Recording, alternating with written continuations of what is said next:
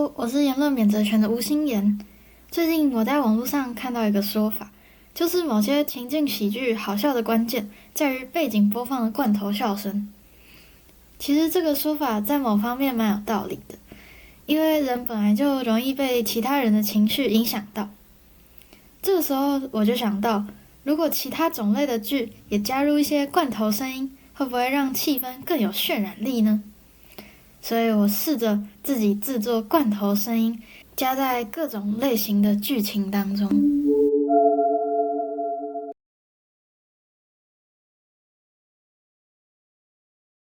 这就是传说中的鬼屋吗？感觉没有什么奇怪的啊。什么？好像什么东西抓住我的脚。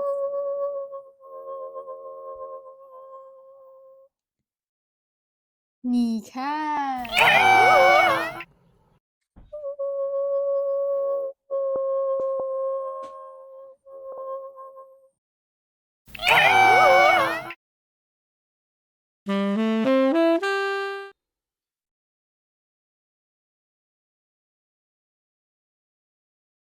这样吓吓你，你就可以赶快离开这个是非之地了。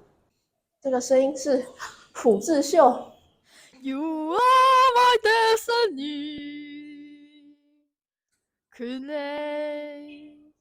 You are my destiny, Kune. 欧巴，你终于想起我了。智秀，我终于可以再次见到你。105857，105858。昨天地上掉了24根，我的蓝色头发我还少了8根，一定得找出长期头发的凶手，我的 DNA 会不会泄露出去啊？哦，这个是犯罪预告吗？会在午夜时分取下你全束头发，光头强。光头强，你这个偷发贼！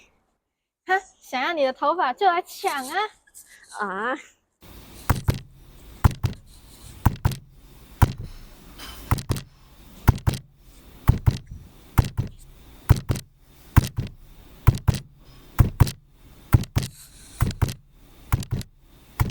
这头发就归我了。言论免责权。哇，看来罐头音效的成效非常的好呢！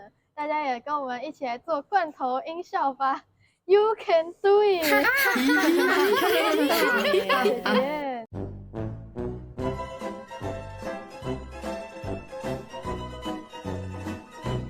这样实在是要哪一个情绪？就是要重逢多年重逢的情绪。可你很不重啊？什么？你太用力了吧？